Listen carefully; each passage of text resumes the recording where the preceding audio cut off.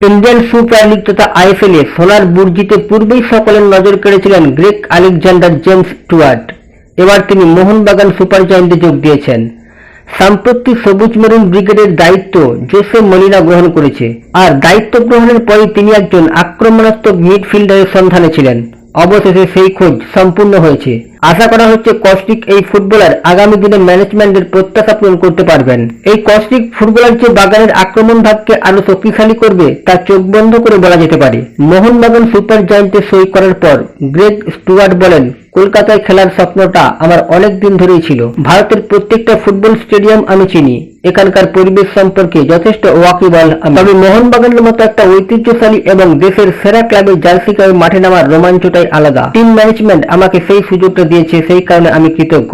এখন আমার লক্ষ্য মোহনবাগান সুপার জায়ান্টকে ফের আইএসএল চ্যাম্পিয়ন করা। আপনাদের জানিয়ে রাখি, আগামী 29 জুলাই থেকে আসন্ন আইএসএল মৌসুমের জন্য মোহনবাগান সুপার জায়ান্টের প্রস্তুতি শুরু হবে। জানা গিয়েছে সকাল 8টা থেকে শুরু হবে অনুশীলন। প্রথম দিনেই অনুশীলনে মাঠে থাকবেন স্টুয়ার্ট, সঙ্গে থাকবেন জ্যাসন কামিংস, লিস্টন কোলাসো, মনবীর সিং রাও। 28 জুলাইয়ের মধ্যে বাগানের কোচিং স্টাফও চলে আসবে। মোহনবাগান যে আরো একবার ট্রফি জয়ের লক্ষ্যে কোমর বেঁধে থাকবে তা নিঃসন্দেহে বলা যেতে পারে। মোহনবাগানের এই নয়া কস্টিক ফুটবলার আরো বলেন, অনেকদিন ধরে আমার ডার্বি খেলার ইচ্ছা ছিল, সেই কারণে আমি মোহনবাগানে যোগ দিয়েছি। এশিয়া মহাদেশের অন্যতম সেরা ডার্বি ম্যাচ হলো এই মোহনবাগান বনাম ইস্টবেঙ্গল লড়াই। এই ম্যাচে জয়লাভই আপাতত আমার স্বপ্ন। আগে বহু ম্যাচ জিতলেও এখনো ডার্বি জেতার সুযোগ হয়নি, সেটা মাথায় রেখেই অনুশীলনে নামবো।